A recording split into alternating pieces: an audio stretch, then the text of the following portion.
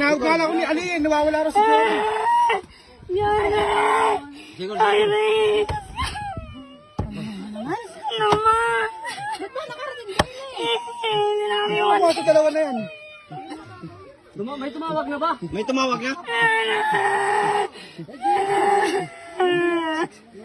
Ali, ano lang yan? Oh my God! Hindi nyo ba nakita? So ngayon po, ano naman po ang dapat nating alamin, dapat nating maintindihan kapag ang tao ay nag-stop ang pagtibok ng puso. So dapat kapag po nakakita tayo ng isang taong nawalan ng malay at siya ay hindi na humihinga, pwede na po nating isipin agad na maaari yung tao na yon na-experience niya yung tinatawag na cardiac arrest. So, paano po ang gagawin natin? Una po, alamin lang natin yung tinatawag na or yung algorithm at yung pagkakasunod-sunod ng dapat nating gawin bago po tayo mag-apply ng CPR or yung tinatawag din na hands-only CPR. Una po, alamin natin kung ang lugar ba ay mapanganib. So halimbawa po, kung ang ating naging case, kagaya po ng drowning, kung ating po naging case ay pagkalunod, alamin po natin yung lugar kung safe ba para sa atin, natutulong dun sa tao. So kapag ka ang lugar naman ay safe na pwede na po nating i-apply naman yung pag-check nung tinatawag na responsiveness. So alamin natin kung may malay po ba siya, kung gising po ba siya, or meron pong sign of life. So pwede pong ang gawin natin dyan ay tapikin natin ang balikat ng pasyente. Kapag po walang response ang pasyente, kapag wala pong response, ang gagawin po natin, pwede nating alamin kung meron pong pang paghinga. Paano po ang gagawin natin sa pag-check ng kanyang breathing o kung may paghinga ang pasyente? Gawin po natin yung LLF or yung look, listen, and feel. Yan. So pwede pong gawin po natin yan. Itatapat po natin ang ating tainga sa bibig ng pasyente or sa ilong para maramdaman natin kung meron bang paglabas at pagpasok ng hangin sa kanyang ilong or sa bibig. At the same time, habang nakatingin po tayo sa dibdib ng pasyente, so titignan naman natin kung mayroong tinatawag na rise and fall of the chest.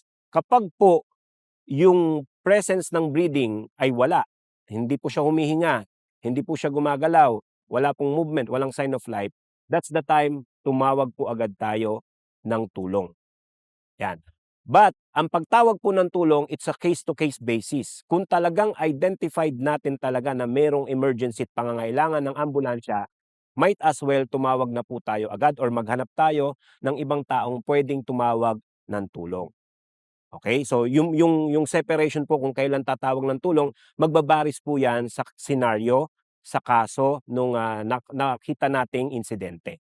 Yan. So, tayo po ang magde-decide. Kung kailangan na po agad talagang tumawag ng tulong, gawin po agad natin. Pero kung may pagkakataon pa naman, ma-check natin kung okay naman po ba ang senaryo, kaya po bang i-handle, pwede naman po na tayo na ang gumawa ng mga bagay na pwede nating magawa. So, pwede po tayo mag-decide kung kailan po tayo tatawag or magpapatawag ng tulong. So, paunta na po tayo doon kapag ka may absence or kapag ka walang pagtibok, walang paghinga, pwede na po tayo mag-proceed sa tinatawag na hands-only CPR.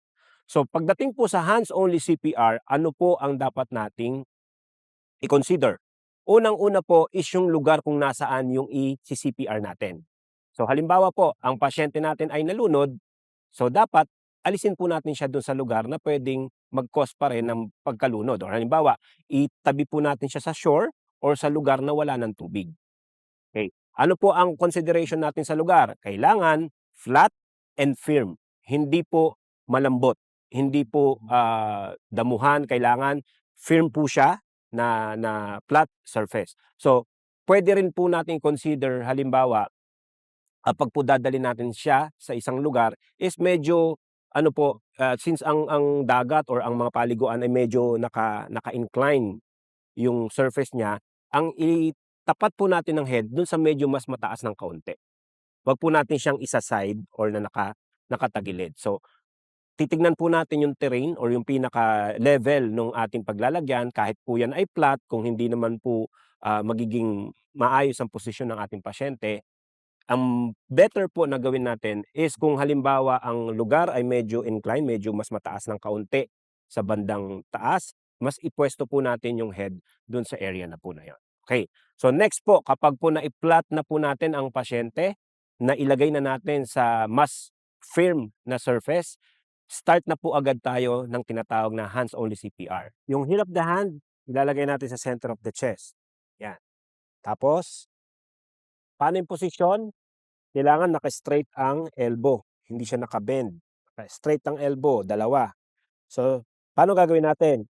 I-straight natin ganyan, then medyo titingin tayo, so obserbahan natin yung mukha ng pasyente habang tayo ay mag-a-apply ng chest compression.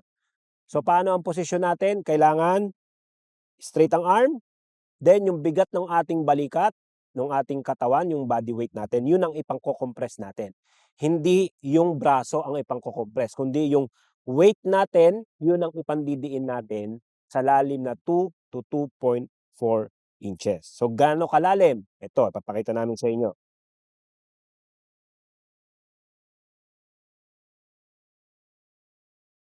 So yan po yung dapat nating ma-consider kapag po tayo ay mag-a-apply ng compression or hands-only CPR. Kasi po, kahit po tayo ay mag-apply, kung hindi po natin nare-reach yung tamang lalim at tamang pwesto, hindi po tayo nakakapag-apply ng proper chest compression. So, gaano naman po kabilis?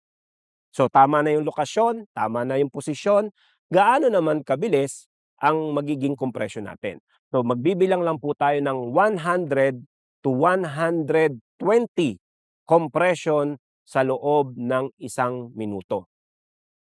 100 to 120 compression sa loob ng 1 minuto. At gagawin po natin yan ng dire-diretso ng 2 beses. Ibig sabihin, continuously 2 minutes compression ang gagawin natin sa pasyente. At habang tayo ay nagko-compression, habang tayo ay nag-a-apply ng hands-only CPR, make sure na nakamonitor tayo sa ating pasyente. Tinitingnan natin yung kanyang facial reaction, tinitingnan natin yung movement, kung magkakaroon ba ng movement.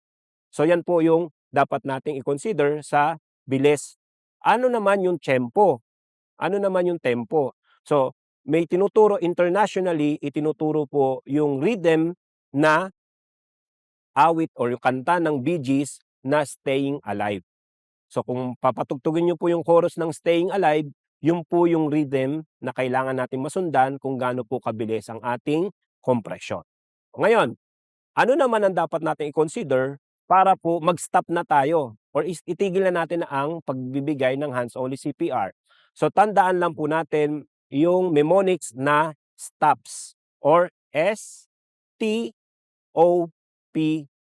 So yan po yung tatandaan nating mnemonics. So isa-isahin natin. Tandaan nyo po ha, ito ang reason kung bakit magkakaroon tayo ng karapatan, magkakaroon tayo ng desisyon na itigil na yung ating pag-a-apply ng hands-only CPR. Unahin po natin yung unang S. Ang unang S po ay kung meron po tayong makitang senyales na ng buhay sa pasyente. So makikita po natin yan. Halimbawa po, gumalaw po siya, umubo po siya, nakakita na tayo ng sign of life, stop na po tayo. Kahit hindi pa po natin natatapos ang 2 minutes na hands-only CPR. So ano naman yung T? Yung T naman po is turnover. Kapag po na bigay na natin sa higher level ng training sa atin. For example, tumawag po kayo ng rescue. So pag dumating po sila at i-endorse na natin, in-endorse na natin, mag-stop na po tayo. Sila na po ang bahalang mag-take over ng ating ginagawa. Ganon din po sa hospital kung dadalhin po siya sa hospital. Now, ano naman yung O? Kung halimbawa po, ang operator or tayo mismo na nag-a-apply ng hands-only CPR ay makaramdam na ng pagod, na alam na natin sa sarili natin na hindi na effective yung ginagawa natin. Kasi for consideration ng safety, baka tayo naman na mapahamak sa sobrang pagod. So, kung yung operator ay overexhausted na, pwede na po tayong mag-stop.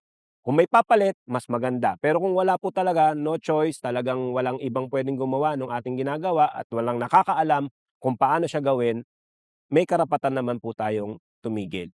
Ngayon, kung bumalik agad yung ating lakas, nakabalik na yung lakas, pwede naman natin siya i-continue. Pero yung O po, if the operator ay exhausted na. Ngayon, ano naman yung P?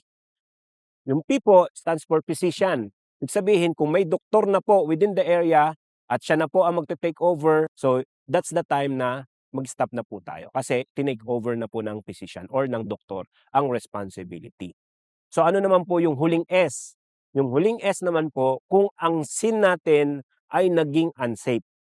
Ibig sabihin, stop po natin ang CPR, pwede po nating hilahin ng pasyente, pwede po nating dalhin siya sa mas safe bago po tayo mag-continue ng pag-a-apply ng hands-only CPR. Okay, so yan po yung mga dapat nating ma-consider kapag po tayo ay mag-a-apply ng hands-only CPR sa pasyente. Kapag po natapos na natin ang buong procedure, halimbawa po na-revive na ang pasyente, na-revive na natin, may tinatawag naman po tayong procedure kung saan inilalagay natin sa tinatawag na recovery position ang ating pasyente. So, yan pong mga consideration na yan, dapat may apply po natin siya para mas tumaas ang survival rate ng ating mga nagiging pasyente or mga victim ng cardiac arrest para po makapagsalba din tayo ng buhay at bumaba yung statistics ng namamatay dahil hindi na-applyan ng proper procedure. Yan po yung dapat nating maintindihan pagdating po sa hands-only CPR.